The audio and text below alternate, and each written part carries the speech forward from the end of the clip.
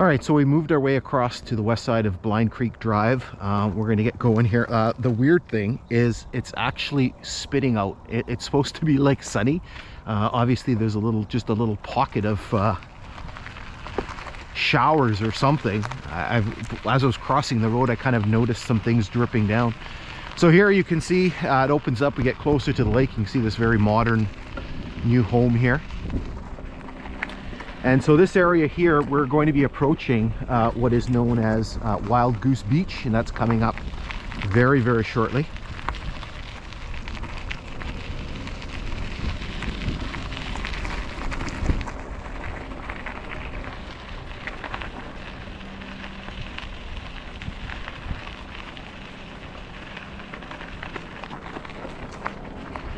Yeah, it's literally spitting out. Like, this is bizarre. Here you can see it's obviously people must drive their vehicles on this stretch of road here because it's like pounded flat. Again, lots of little access roads and trails and things like that alongside the grade.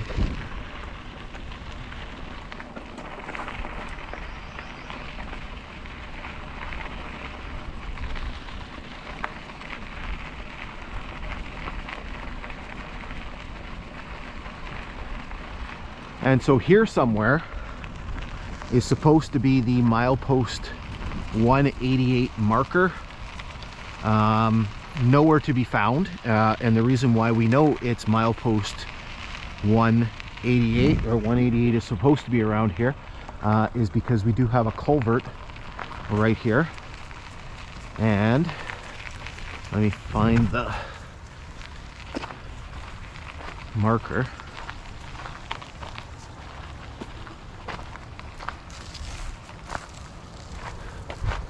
Here somewhere.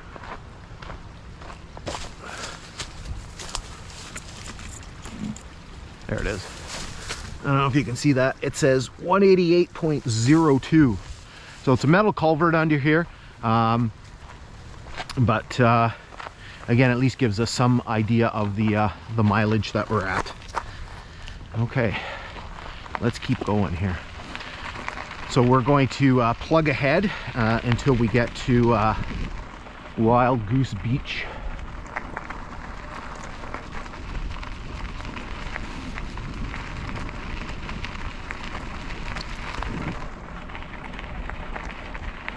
Kind of chuckle at the sign a little bit here where it says to slow down.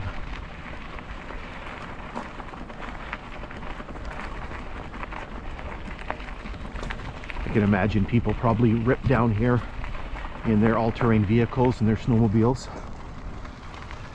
They don't think we're going that fast.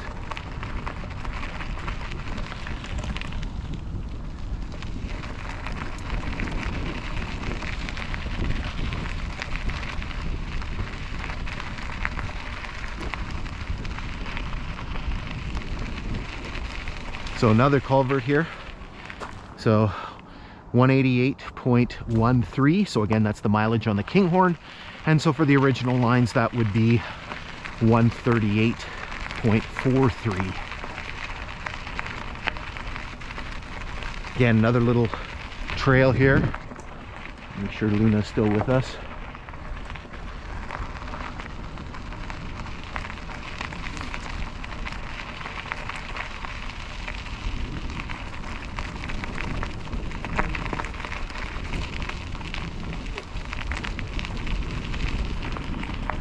Maybe when the sun comes out it'll warm up, but when I started this hike this morning, I didn't put on my skull cap and I didn't put on my gloves, so I thought, oh, it's gonna get warm, and I end up overheating, and all morning my hands have been a little chilly. My head's not too bad. Another culvert here. No marker on this one.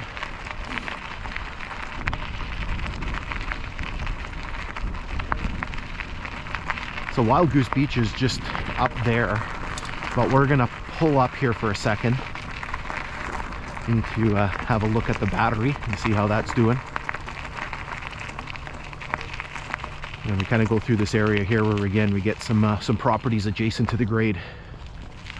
All right, here we go again. Battery seems like it's okay. Like, I wonder what's going on with this cloud here. Maybe it'll clear up in the afternoon.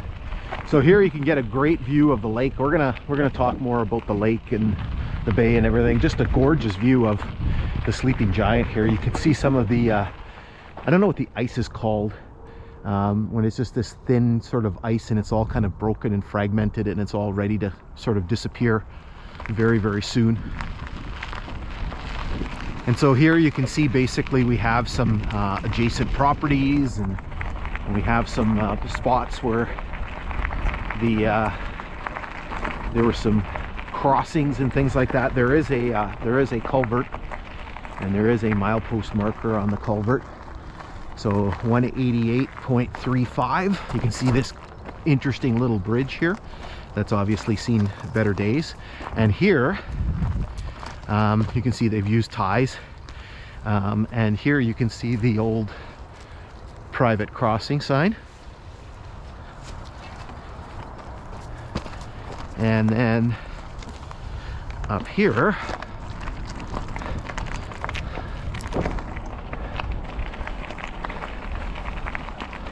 there is yet another bunch of crossings of the grade. And this one's interesting because this sign here is you can see one of the old private crossing signs, and you can see how old it is, with the moss just absolutely covering the front of the sign. And so here, to try to get back up on the grade, you can actually see, I'm not sure what was up with this, but 4 ties, just 4, left in their spot here. So maybe we'll back up here and we'll ride over the ties. There's one section just east of the Blend River Viaduct where there's rails still in place, and so you have to kind of ride in between the rails on the ties, and it was quite the experience. Felt like you were kind of, I'll pop a link to that in the on the screen there, kind of bouncing along. Feels like you're chugging along on a locomotive. All right, so we're coming up here to Wild Goose Beach, and so we're gonna hold up here, and I'm gonna swap out the battery, and then we'll kind of make our way up to the barricade there and kind of talk a little bit about what's going on here. Alrighty, so back in the saddle here, and so now we're at, again, what is known as Wild Goose Beach. Lots of things happening here. There's a culvert down there, no marker, so you can see the beach here. There is beautiful sand just up there. You can see all of this ice. I think, maybe correct me wrong, I think some of this is called pancake ice because it looks like pancakes. You can see it's all breaking up. You can hear it kind of clanging and bashing up against each other in the shore.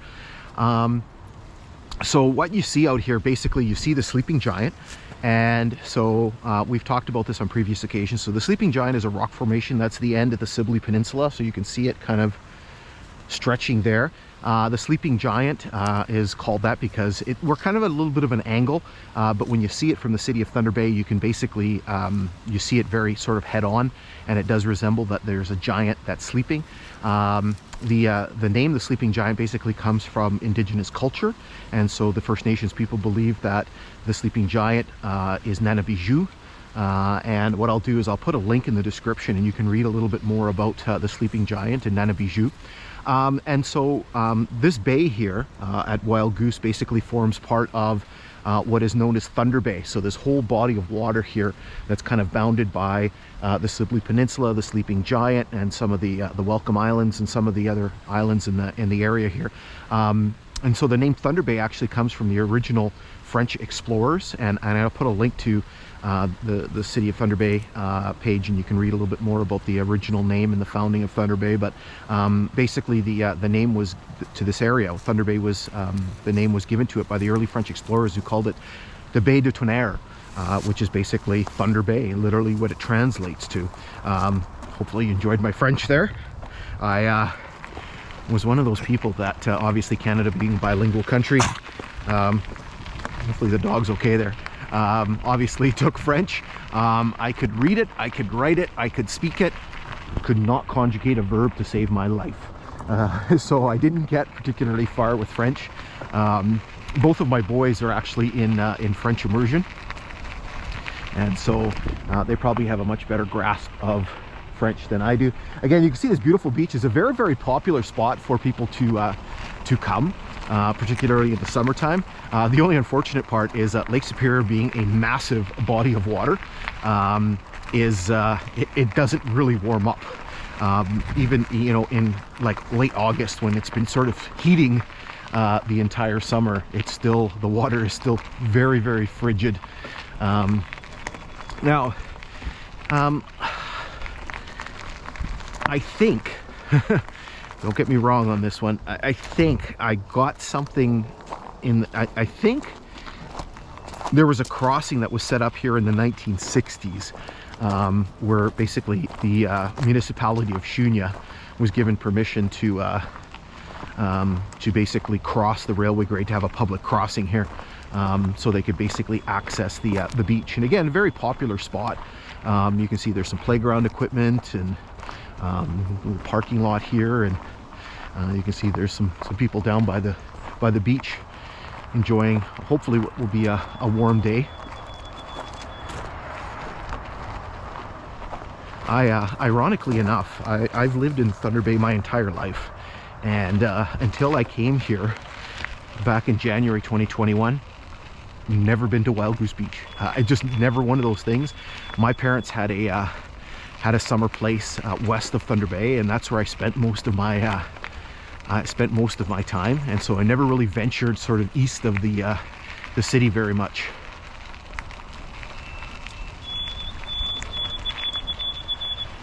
Okay, so we have yet another crossing here, and so what we're going to do is we're going to pull up here for a second. This is, oh man, there's so many crossings here. Wild Goose Bay Road. I think I marked them all on my GPS just so I would know what they were called. Okay, so we'll call Luna over here. Luna, come here. Come here. And we'll head over across the road.